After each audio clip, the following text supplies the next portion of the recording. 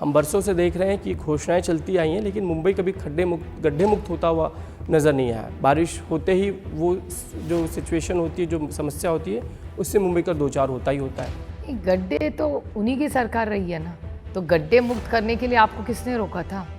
10 साल से 25 साल से यही भारतीय जनता पार्टी है ना सरकार में मुंबई में, तो 10 साल से मैं गड्ढे का नहीं सोचा, अब सोच रहे। क्या आप ये कहना चाहेंगे सत्ताधारियों के पास कोई और नया स्कीम नहीं है कि जो हम लोकसभा में, जो विधानसभा में देखते हैं, वही मनपा चुनाव में भी है आगे? इसीलिए सिलेक्शन में कोई मज़ा नहीं आ रहा है, क्योंकि एक तो अलायंसेस इतने हुए हैं सब जगह कि समझ में नहीं आ रहा है कौन किसके साथ गया। कांग्रेस बीजेपी साथ में गई हुई है, अभी MIM भी बीजेपी के साथ गई हुई है, तो बहुत सारी अलायंसेस कर रहे हैं। और जो इश्यूज़ है, रोटी कपड़ा और मकान, गटर मीटर और वाटर, उसके बारे में कोई बोल ही नहीं रहा है। ये बहुत दुख की बात है। जो रोहिंग्या मुसलमान हैं, जो बांग्लादेशी मुसलमान हैं, उनको मुंबई से निकाल दिया जाएगा। चुनाव मनपा का है, बातें रोहिंग्या या बांग्लादेशी मुसलमान को हटाने की। होम मिनिस्ट्री किसके पास है? केंद्र में भी और महाराष्ट्र में, दोनों जगह होम मिनिस्टर तो वही है ना, तो आपने कैसे अलाउ किया? अब ED CBI की इंक्वायरी की बात करें, अगर हम खासकर उस आरोप पे आ जाते हैं, अजीतदादा पवार पे जो 70,000 करोड़ के सिंचन घोटाले का आरोप किया गया और उसके बाद वो बीजेपी को उन्होंने ज्वाइन कर लिया, लगता है उन पे जानबूझकर ये सारा कुछ किया गया था। इसका जवाब बीजेपी को देना पड़ेगा। आरोप भी बीजेपी ही नहीं किया, तो बीजेपी से ही आपको पूछना पड़ेगा कि सच क्या है, झूठ क्या है। क्या हमें टारगेट पॉलिटिक्स बीजेपी कर रही है कि टारगेट करो, भ्रष्टाचार के मुद्दे निकालो, ED CBI लगाओ और अपने पार्टी का वॉल्यूम बढ़ाते जाओ और सत्ता में किसी तरह से आना, ये पूरी टैक्टिक? बिल्कुल बिल्कुल, यू आर एब्सोल्युटली राइट। क्या गेम लगता है आपको, क्या गेम है? बस लड़ाई करो, झूठे फूटे आरोप करो, पार्टियां तोड़ो, घर तोड़ो, यही तो करते आ रही है। बहुत दुख की बात है। बीजेपी जिस तरीके से वो कैंपेन कर रही है, क्योंकि थोड़ी देर पहले ही बीजेपी की ओर से आया कि वो तो 112 पार कर जाएंगे। वो तो हमेशा कहते हैं लोकसभा में 400 पार करने वाले थे, तो आदत हो गई बीजेपी के इस कॉन्फिडेंस की। 29 नगर निगम के चुनाव महाराष्ट्र में जारी है। सभी पार्टियों ने अपने पूरा दम इस चुनाव में झोंक दिया है। मैनिफेस्टोज एक के बाद एक जारी हो रहे हैं, जिसे वचन पूर्ति या वचननामा कहा जा रहा है। क्या कुछ महाराष्ट्र की जनता चाहती है? अपने जो नेता हैं उनसे, जो पॉलिटिकल पार्टीज़ हैं, लगातार रैलियां चल रही हैं। हमारे साथ राष्ट्रवादी कांग्रेस शरद चंद्र पवार गुट के नेता, कार्यकारी अध्यक्ष और संसद रत्न सुप्रिया सुले हैं। सुप्रिया जी, बहुत बहुत स्वागत है आपका इंडिया टीवी में। 29 महानगर पालिका के चुनाव और सभी पार्टियों ने अपना जोर लगा रखा है। पहले हम देखते थे कि लोकसभा और विधानसभा के चुनाव में जिस तरीके की तैयारी होती थी, जिस तरीके के एडवर्टीजमेंट होते थे, वो हमें मनपा चुनाव में नजर आ रहा है। क्या इसके पहले आपने कभी ये ट्रेंड देखा था कि महाराष्ट्र का इस बार का जो नगर निगम के सारे चुनाव है बेहद अलग है? ठीक है, 8-9 साल लगभग लग गए हैं चुनाव आने के लिए, क्या वो ये वजह है या सचमुच हाइप कर दिया गया चुनाव को? बिल्कुल हाइप ही कर दिया। और जो सरकार में उनकी जो स्पेंडिंग कैपेसिटी है, जो पैसा सरकार की तरफ से लगाया जा रहा है, जो रूलिंग पार्टीज़ है, ये कोई नया ही देख रहे हैं हम लोग। और ये एक सशक्त लोकतंत्र के लिए और फेयर इलेक्शंस के लिए हानिकारक है। जिसके पास पैसा होगा वही जीत पाएगा। जिस तरह आप बिल बोर्ड्स देख रहे हैं, टीवी के एड्स देख रहे हैं, ये बहुत चिंताजनक है। आम आदमी कभी लड़ ही नहीं पाएगा इस देश में। खासकर हम देख रहे हैं कि लाड़की बहन योजना जो है उसको नगर निगम चुनाव में भी प्रस्तुत किया जा रहा है। उसकी वो भी इस वक्त उसको एनकैश करने की कोशिश है।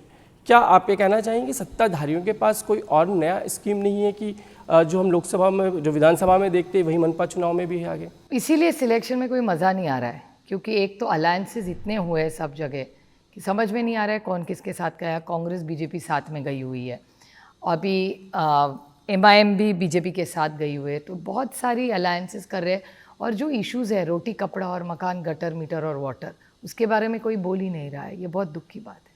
लेकिन हम बात करें अभी हाल में, जब हम बात कर रहे हैं थोड़ी देर पहले, बीजेपी और शिवसेना का जो मैनिफेस्टो, जिसे उन्होंने भी वचननामा कहा है, उसमें वो कहते हैं कि महाराष्ट्र में, खासकर मुंबई के लिए जो बात कह रहे हैं कि मुंबई वासियों को घर में यहीं पे 30 से 35 लाख वो घर देंगे, किसी को बाहर नहीं जाने। खासकर ये जो हमेशा से बातचीत चलती रही कि मुंबई का मानुस जो बाहर चला जाता है, उनको यहीं बसाने की कोशिश।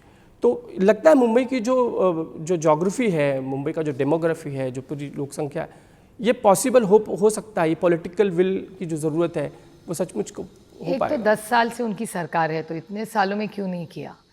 और जब हमारी कांग्रेस और NCP की सरकार थी, ये तो अफोर्डेबल हाउसिंग की बहुत सारे प्रोजेक्ट्स हमने किए ना उसी वक्त। बहुत सारा ऐसा काम हो चुका है और ये कुछ नया करना चाहते हैं, लेकिन 10 साल तो इनकी सरकार ही है महाराष्ट्र में, तो इतने साल क्यों नहीं किया उन्होंने? क्या पॉलिटिकल विल कम पड़ रही है बीजेपी की? ऐसे बीजेपी सिर्फ आपको लग रहा है कि सिर्फ घोषणा करके चुप बैठ जाए? उनका वो तो डेटा ही दिखाता है ना, बीजेपी की जितनी अनाउंसमेंट्स होती है और इम्प्लीमेंटेशन, और इसमें कितनी बड़ी गैप है ही ना। इसके अलावा जो खासकर और भी बात कर रहे हैं वो मुंबई में खासकर खड्डे मुक्त रास्ते करने की बात कर रहे हैं। हम बरसों से देख रहे हैं कि घोषणाएं चलती आई हैं, लेकिन मुंबई कभी गड्ढे मुक्त होता हुआ नज़र नहीं आया। बारिश होते ही वो जो सिचुएशन होती है, जो समस्या होती है, उससे मुंबई का दो चार होता ही होता है। गड्ढे तो उन्हीं की सरकार रही है ना, तो गड्ढे मुक्त करने के लिए आपको किसने रोका था? 10 साल से 25 साल से यही भारतीय जनता पार्टी है ना सरकार में मुंबई में। मुंबई की जो भी है शिवसेना, वो भूल जाते कि शिवसेना और वो साथ ही में थे। और फिर अब सिर्फ खुद के बारे में जब बीजेपी बोलती है, तो बीजेपी तो इसी सरकार में, और उनकी तो सरकार है ना 10 साल से महाराष्ट्र में, तो 10 साल से मैं एक गड्ढे का नहीं सोचा, अब सोच रहे। एक ज़माना था जब कांग्रेस एनसीपी को बोलते थे कि 70 साल आपने किया, तो 10 साल में आपने क्या किया? अभी 10 साल तो हो गए ना, ऐसा नहीं कि कल आए। तो ये बीजेपी का एजेंडा डाइल्यूट हो रहा है, तभी वो भटक रहे इधर उधर। एक चीज़ और उन्होंने मुख्य रूप से कही है आज के उसमें कि जो रोहिंग्या मुसलमान हैं, जो बांग्लादेशी मुसलमान हैं, उनको मुंबई से निकाल दिया जाएगा। चुनाव मनपा का है, बातें रोहिंग्या या बांग्लादेशी मुसलमान को हटाने की। होम मिनिस्ट्री किसके पास है? केंद्र में भी और महाराष्ट्र में, दोनों जगह होम मिनिस्टर तो वही है ना, तो आपने कैसे अलाउ किया? तो इसका जवाब उनको ही देना पड़ेगा। ये इलेक्शन के लिए जो सिलेक्टिव कर रहे हैं, मुझे आश्चर्य लग रहा है कि BJP party with a difference, और पार्टी जो डेवलपमेंट के बारे में कहती थी, आज भटक गई है वो पूरी तरह, क्योंकि उनके पास इश्यूज ही नहीं रहे। ये दुख की बात है कि इस राज्य ने इस देश में इतना बड़ा मैंडेट उनको दिया, लेकिन आपके और नागरिकों के लाइफ में कौन सा बड़ा बदलाव लाया? तो नहीं ला पाई 10 साल में इतना बड़ा मैंडेट देने के बाद। क्या इस मैंडेट के बाद भी अगर इस तरह के खासकर मुस्लिम कार्ड जब खिला जा रहा है, या रोहिंग्या मुसलमान, बांग्लादेशी मुसलमानों की बात करके, आपको लग रहा है कि मुख्य मुद्दों से ध्यान भटकाने की कोशिश है? लेकिन इसकी जिम्मेदारी विभाजन है मतों का, ये बीजेपी को ही लेनी पड़ेगी ना। सरकार में तो बीजेपी, होम मिनिस्ट्री, इसका ट्रैक रिकॉर्ड कौन रखता है? बीजेपी रखती है, होम मिनिस्ट्री रखती है। होम मिनिस्ट्री किसके पास है? बीजेपी के पास है। तो 10 साल से बीजेपी क्या कर रही है? इतने लोग आए कैसे बाहर देश से? इनकी सरकार के ये जो भी हो रहा है, इसके लिए सिर्फ और सिर्फ बीजेपी जिम्मेदार है। लेकिन वो तो बाद में आप पे, लोगों पे आरोप करने लग जाते हैं कि आप लोग तुष्टीकरण की राजनीति करते हैं, मुसलमानों को बसाने का काम, या जो इलीगल आ रहे हैं इमिग्रेंट्स उनको बसाने का आप पे आरोप। आज नेशनल सिक्योरिटी, बॉर्डर सिक्योरिटीज किसके साथ है? बीजेपी की है ना। बॉर्डर सिक्योरिटी कौन से डिपार्टमेंट के अंडर आती है? वो डिपार्टमेंट बीजेपी का ही है ना। तो आज सरकार केंद्र और राज्य में बीजेपी की है, तो बीजेपी ने जवाब देना चाहिए ना। सारा अच्छा उनका और सारा वो सत्ता में भी रहे तो बुरा हमारा, ऐसी है कौन सा आर्ग्यूमेंट है? वो बीजेपी जिस तरीके से बीएमसी को चलाने की बात कर रही है, क्योंकि आने वाले समय में उन्होंने खास कहा कि बीते 25 सालों में जब उद्धव ठाकरे की शिवसेना की सरकार रही है, वो रूल करते रहे, उन्होंने भ्रष्टाचार ही ज़्यादा किया हुआ है। लेकिन हम ठीक वहाँ अगर जाते हैं जहाँ हम पीएमसी या पुणे म्यूनिसिपल कॉर्पोरेशन या पिंपरी चिंचवड़ में जाते हैं, वहाँ आपके ओर से, यानी खासकर अजीत दादा की ओर से भ्रष्टाचार के आरोप बहुत बड़े पैमाने पर किए जाते हैं कि अपने सड़कों से लेकर तो पुल बनाने से लेकर तो जवाहरलाल नेहरू रिन्यूएबल मिशन तक के उसमें योजना में आप लोगों ने भ्रष्टाचार किया, और एक तरह से मुंबई, पुणे और उसकी आप लोगों ने पूरी तरह से अस्त व्यस्त करके रख दिया। लेकिन यहाँ हम आते हैं तो वही आरोप एक इन पे उद्धव ठाकरे पे बीजेपी करती नज़र आती है, एक शिंदे करते नज़र आते हैं। इसीलिए मैं कह रही हूँ कि ये बहुत डिस्टर्बिंग इलेक्शन है।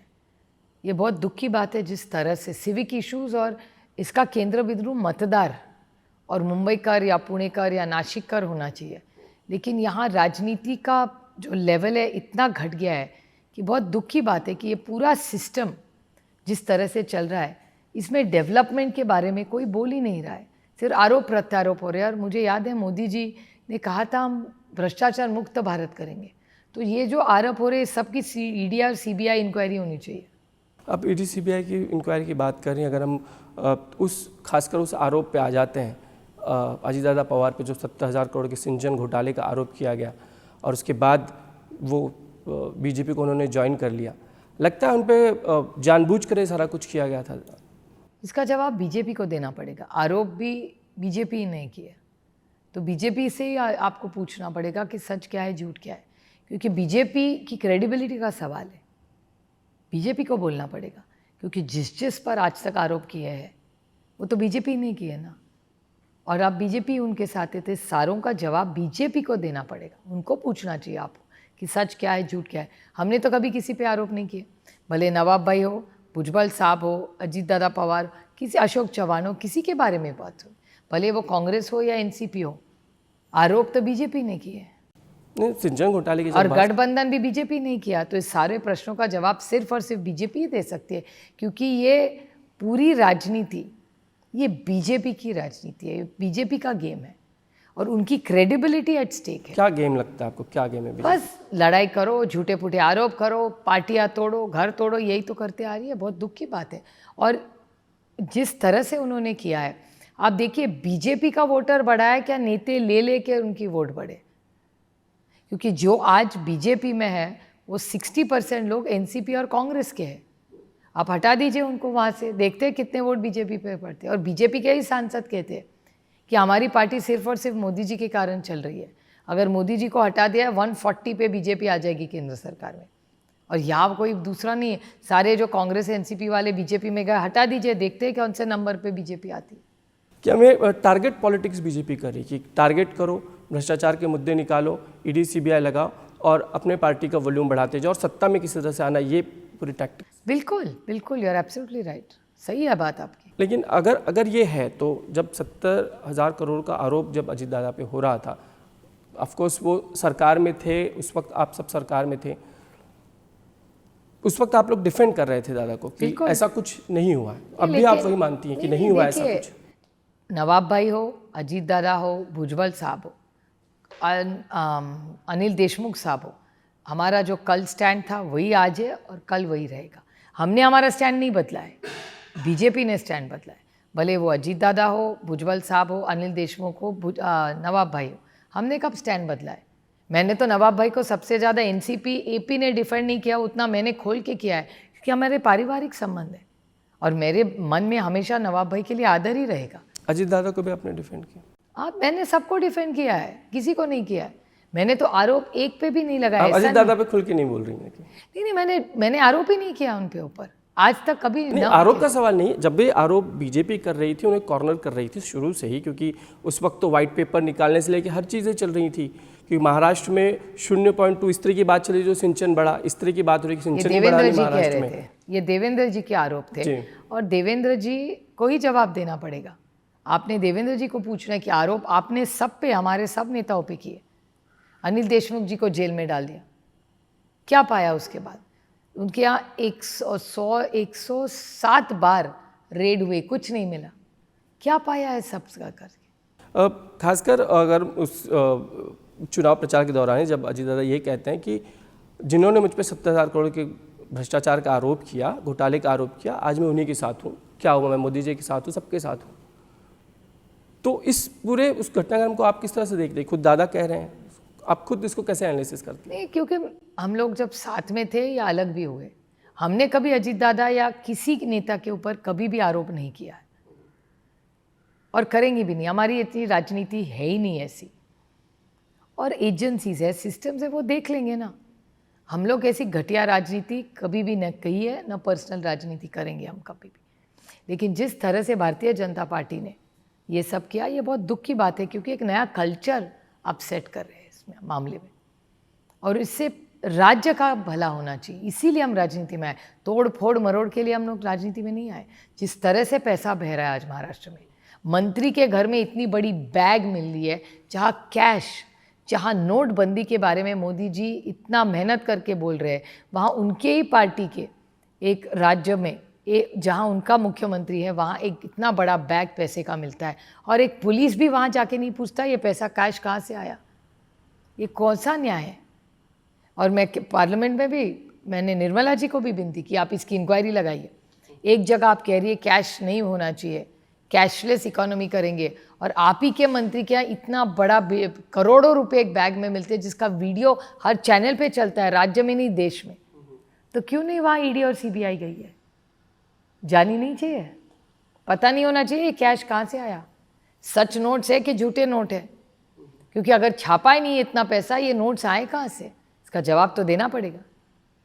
लेकिन जब चुनाव आता है तो विपक्ष के पास ही ईडी सीबीआई पहुंच जाती है, हमेशा यही नहीं, ईडी और सीबीआई तो विपक्ष में तो है ही। आपने कलकत्ता में भी देखा होगा दीदी का क्या हो रहा है आईपैक की रेड में, वहाँ तो वो बिल्कुल दमखम से उधर बहुत लड़ाई चल रही है वहाँ, क्योंकि आईपैक पे जो रेड हुई है, जिस तरह वहाँ सब इश्यूज थे, फाइलें थी उनके पूरी इलेक्शन की, ममता दीदी की, जिस तरह से वो लेके गया वो गलत है, वो उनका प्राइवेट पर्सनल डेटा है, ये संविधान के खिलाफ है। अगर मेरा पर्सनल डेटा है, संविधान मुझे प्राइवेसी का अधिकार देता है, हर नागरिक को है, उसको आप उछाले ऐसे और ईडी और सीबीआई के लोग चले जाए लेके, कैसे ऐसे होगा? ये गलत है, कोई भी करे तो गलत है, हम भी करे तो गलत है, और जो हो रहा है कलकत्ता में तो हम तो ऐसा करेंगे ही नहीं कभी, लेकिन जो कलकत्ता में हो रहा है वो अन्याय है दीदी पे। बात ये भी हम पुणे पिंपरी चिंचवड़ पे थोड़ा आ जाते हैं कि खासकर जिस तरीके के आरोप जो है बीजेपी के स्थानीय दम महेश लांडगे की बात करते हैं, बाकी के लोग हैं, साफ साफ तौर पे अजितदादा पवार को चुनौती देते हैं वो, कि अगर आप जिस तरह की भाषा का उपयोग कर रहे हैं हम भी वही भाषा का उपयोग करेंगे, और आपके वो सारे फिर भ्रष्टाचार की बात करते हैं, फिर पार्थ पवार के पर लगे ज़मीन के मामले के भी आरोप लगा लेते हैं, सिंचन घोटाले की बात करते हैं, हर चीज़ों के आरोप कर लेते हैं हम। ये मुझे भी आश्चर्य लगा जिस तरह से उन्होंने पर्सनल वेंडेटा चलाया है, और पर्सनल भाषण करके क्या होने वाला है, और उनको उनके गरेमान में भी झांक के देखना चाहिए ना। आरोप उन पे ज़्यादा है, बहुत ज़्यादा आरोप उन पे आए, मतलब क्राइम के हो, करप्शन के हो, पैसे के करप्शन के हो, तो मेरे ख्याल से सारी चीज़ों की ये जो आरोप उन पे भी लगे, उसकी इंक्वायरी माननीय मुख्यमंत्री जी ने करनी चाहिए। अजीत दादा ने जो आरोप उन पे ये लांडगे जी पे के, उसकी इंक्वायरी मुख्यमंत्री जी ने लगानी चाहिए। लगता है आपको लगाएंगे वो, क्योंकि लगाना चाहिए तो वो हमेशा देवेंद्र जी हमेशा बोलते हैं कि वो ये सब भ्रष्टाचार मुक्त महाराष्ट्र करेंगे, मोदी जी की अगर सुननी हो तो करना पड़ेगा उनको। लेकिन जो भ्रष्टाचार की बात चलती है, हाल ही में मुख्यमंत्री का एक जब बयान था, वो कहते हैं कि मैंने अब तक अपना संयम छोड़ा नहीं है, क्योंकि वो कहते हैं कि जो अलायंस पार्टनर है उन पर मैं कोई टिक्का टिप्पणी नहीं करूंगा, कोई मैं उन पर अटैक नहीं करूंगा, वरना मैं अगर अटैक करता हूं तो सबको मालूम है किस तरह के तथ्य रखता हूं फिर मैं। तो कहीं ना कहीं अजितदादा पवार को ही वो साफ साफ चुनौती दे रहे हैं। हम उन तथ्य के इंतज़ार में हैं। अगर इस देश में आप पूरी मतलब पूरा जो शब्द उन्होंने दिया है वोटर्स को, वो अगर मानना होगा तो उनको तथ्य रखने क्या है, उसमें तथ्य रखने में किसने रोका है उनको? और अगर पारदर्शक काम करना हो तो तथ्य क्या छुपा रहे आप, और क्यों छुपा रहे आप? मतलब देवेंद्र फडणवीस भी अलायंस पार्टनर से खुश नजर नहीं आते जिस तरह की बात कर रहे हैं। वो उनका अनकरण मामला है, उनको रख रहे, उनको अलायंस में रहना ही नहीं रहना, वो उनको इंटरनल इशू है। आपको लगता है जब अजितदादा पवार राष्ट्रवादी से अलग हुए उस वक्त आप लोगों ने एक बात बहुत दमखम से कही कि जो बीजेपी है वो अलायंस पार्टनर लेती है साथ में, लेकिन उनको ख़त्म करती है, उनको आगे बढ़ने नहीं देती। लगता है ज़्यादा स्ट्रगल कर रहे हैं अपनी पार्टी को बचाए रखने के लिए, क्योंकि अगर बीजेपी अटैकिंग है उनको आगे बढ़ने नहीं दी। मैं बताऊँ, मैं ज़्यादा उसके बारे में ना मैं सोचती हूँ, ना मैंने ज़्यादा उसका स्टडी किया है। अभी महाराष्ट्र में इलेक्शंस चल रहे हैं, ये लोकल बॉडीज़ इलेक्शंस है, कार्यकर्ताओं का इलेक्शन, रोटी कपड़ा और मकान, गटर मीटर और वाटर, ये बहुत सारे अर्बनाइजेशन के चैलेंजेस है, और अगर हम सब ने मिलके इस पे अभी ध्यान नहीं दिया तो सब देश बर्बाद हो जाएगा। तो मेरे ख्याल से मेरी विनती है महाराष्ट्र सरकार को भी कि अभी ये जो राजनीति कर रहे तोड़ फोड़ की, इसको कहीं बंद करे और महाराष्ट्र की सेवा में लग जाए। सवाल फिर वही है कि दादा खासकर जब बीजेपी के साथ गए हुए हैं, उनको कहीं ना कहीं स्पेस जो है वो बीजेपी देती हुई नज़र नहीं आ रही। सब जगह से अटैकिंग है, इस वक्त जो चुनाव में है लोकल नेता उन पर भी आरोप करते हैं, कोई उन्हें रोकने की कोशिश नहीं करता। आप लोगों ने जब बात की कि पुणे में आप जो मेट्रो है और जो पीएमपीएल बस है उसमें आप मुफ्त यात्रा की आप सुविधा देंगे, कल के आपके मैनिफेस्टो में बात थी, लेकिन तुरंत चंद्रकांत दादा पाटिल आके खड़े हो जाते हैं, बीजेपी के नेता मंत्री हैं, कि किसने आपको अधिकार दिया, ये तो पूरी तरह से राज्य सरकार का अधिकार है, मुख्यमंत्री घोषणा करेंगे, आप इस चुनाव में घोषणा कैसे कर सकते हैं? तो डर गए होंगे शायद कि इतना अच्छा हमने प्लान दिया और उसके पीछे उसका इकोनॉमिक्स भी समझाया तो वो हवा में तीर नहीं मार रहे 900 थे। करोड़ रुपए महीने पूरा के बचे हमने इस तरह पूरा calculation। उसका होमवर्क करके कैसे पैसा भरेगा वो पूरा कल प्रेस में दिखाया। तो शायद उनको लगा होगा कि ये कैसे आगे बढ़ गया, हमने करना चाहिए था, लेकिन हमने अनाउंस कर दिया क्योंकि हमने मेहनत करके वो प्लान बनाया है।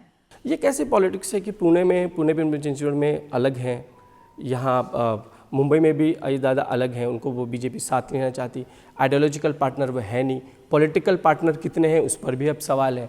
एक अजीब तरह की पॉलिटिक्स लग रही है, मतलब साथ में तो चले पूरे राज्य में हो रही है और हर पार्टी की हो रही है। सिर्फ मैं उसके टिप्पणी नहीं करूँगा, खुद से शुरुआत करूँगी।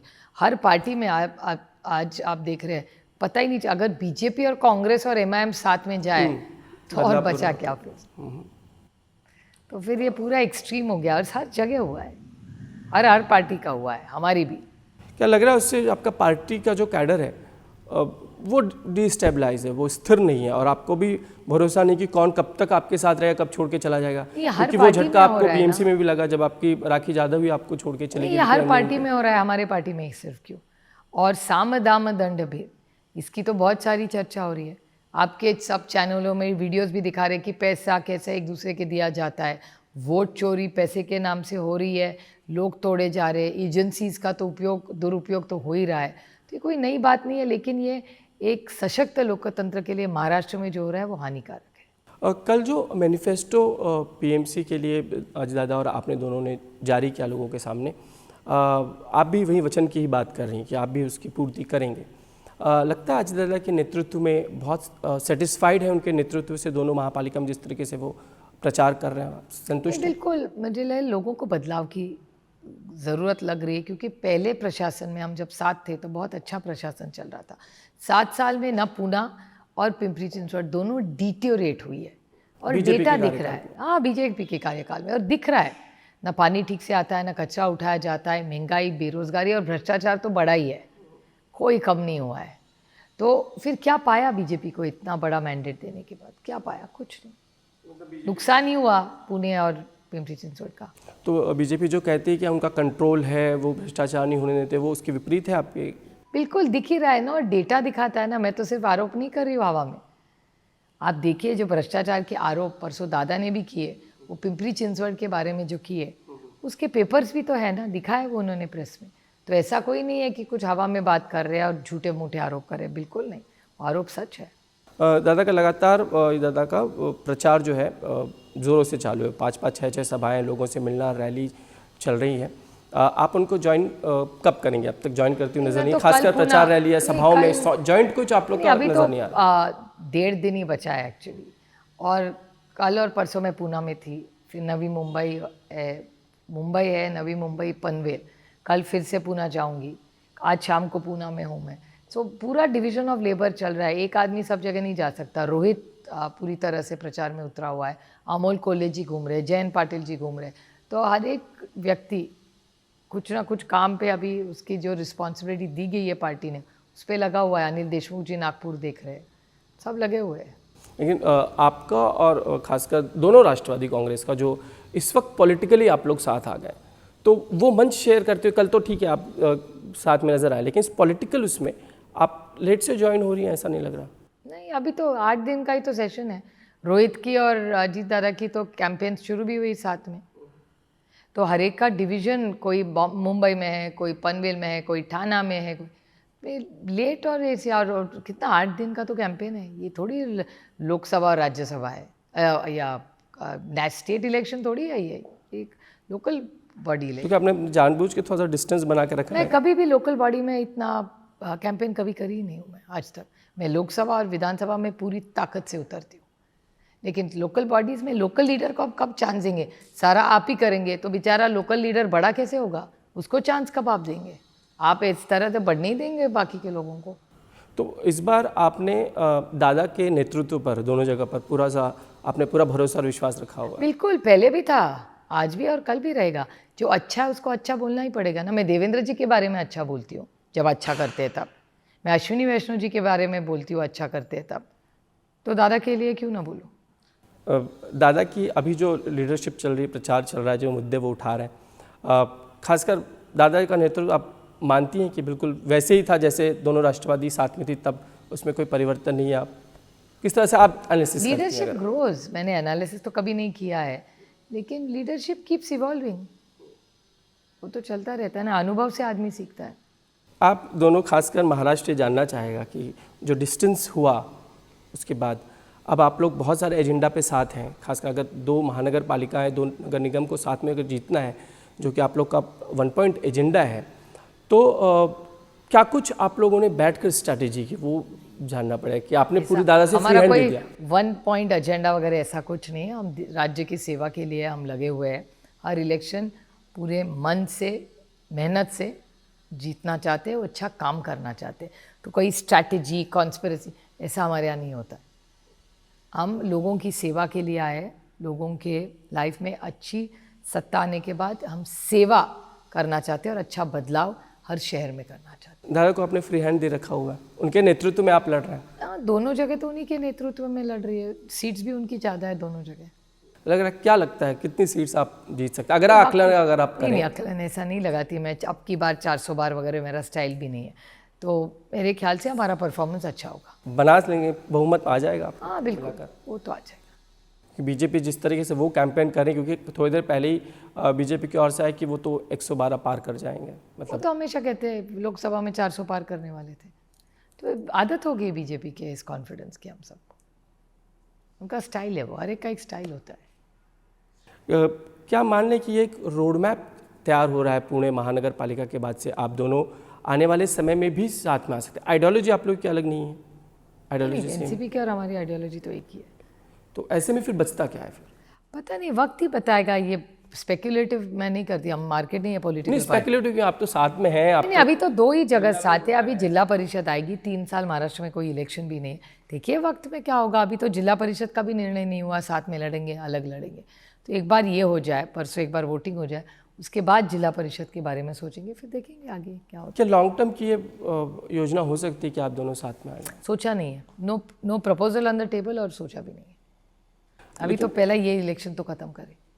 क्या आप एक लिटमस टेस्ट है आप दोनों का, ये दोनों नगर निगम एक लिटमस टेस्ट की तरह आप देखने की, पहले यहाँ क्या कार्यकर्ता करते हैं, क्या होता है, उसके बाद हम आगे की स्ट्रैटेजी? नहीं, ऐसा कुछ नहीं, हम लोग सोचते भी नहीं ऐसा।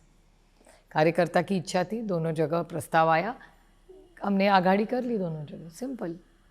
क्या दादा के और बीच के मनमुटाव खत्म हो गया? नहीं, फैमिली अलग है और पॉलिटिक्स अलग है, दोनों अलग चीज़ें हैं।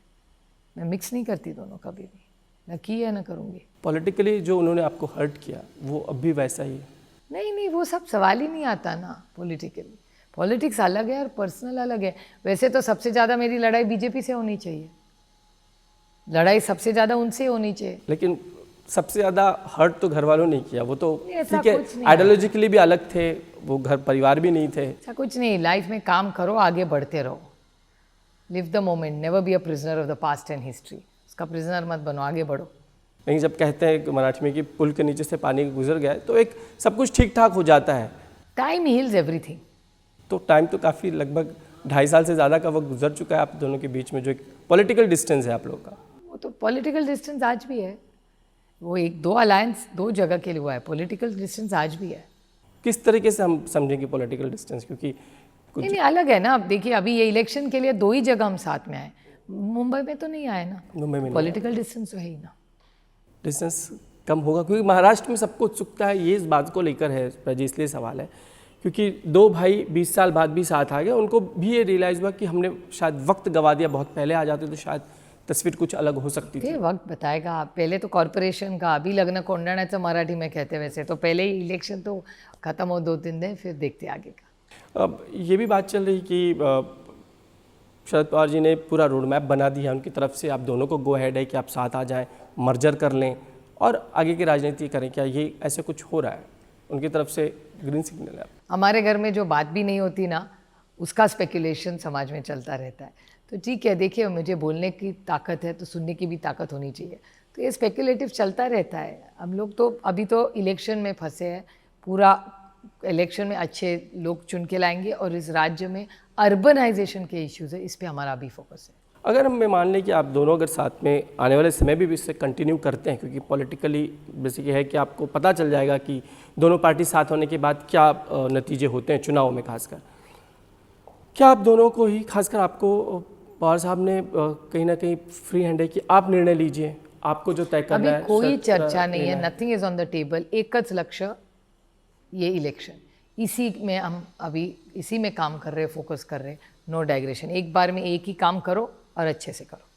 दूसरा सवाल ये है कि खासकर आप अर्बनाइजेशन की बात कर रही हैं, मुंबई की बात कर रही हैं, खासकर बार बार ये बात चलती है, जो ठाकरे बंधु भी उठा रहे हैं कि मुंबई को जिस तरीके से डेवलप किया जा रहा है, धारावी है, जो अदानी डेवलप कर रहे हैं, उनको लेकर उनका बहुत विरोध है, और लेकिन आपके उनके करीबी संबंध है। हमारे जिससे भी रिश्ते हमने कभी ना छुपाए ना छुपाएंगे, कोई ज़रूरत ही नहीं है। हम 30 साल से उन सबको जानते हैं। और जो देखिए, कोई भी अलायंसेस होती है तो 100% तो इश्यूज बेस्ड नहीं, हर एक का अलग एक इशू होता है, 80-20 होता है, 20 में किसी ना किसी के कुछ ना कुछ अलायंस में 100% थोड़ी है। अभी जो अलायंस महाराष्ट्र में है उसमें भी कॉन्ट्रडिक्शंस हैं, तो हर अलायंस में कोई ना कोई 10-20% कॉन्ट्रडिक्शंस होती है। आपको लग रहा है दोनों भाई, खासकर उद्धव ठाकरे और राज ठाकरे, आज भी उनकी सभा होनी है, ऐसे में दोनों पार्टियां जब साथ में आ गई, दोनों परिवार साथ आ गए, तो सत्ता रिटेन कर सकते हैं दोनों? बिल्कुल, मुझे भी लगता है कि उन्हीं विचार का ही मेयर महाराष्ट्र में, मुंबई में बनेगा। और बीजेपी जो उस वक्त स्ट्रैटेजी करके बैठे, आप कह रहे हैं साम दाम दंड भेद, अब तक बीजेपी जो कहती है तो चलता रहता है। और जिस तरह से पैसा बहाया जाता है, बहुत दुख की बात है, एक सशक्त लोकतंत्र के लिए बहुत हानिकारक है।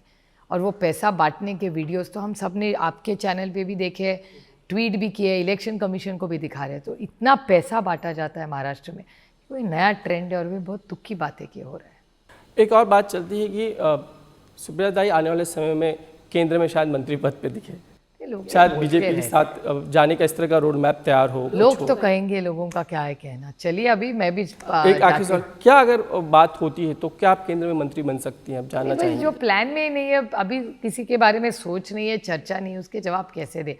अभी तो पहले जाए, मैं अभी पुणे जा रही हूँ, मेरा कैंपेन है आज शाम को, वो करना है। उसके बाद हर घर में अच्छा पानी, बच्चों की सुरक्षितता, अच्छा स्कूल, गुड मेडिकल सर्विसेज, कचरा साफ, ये सब बड़े चैलेंजेस और काम करना है। बाकी का तो देखते रहेंगे आगे।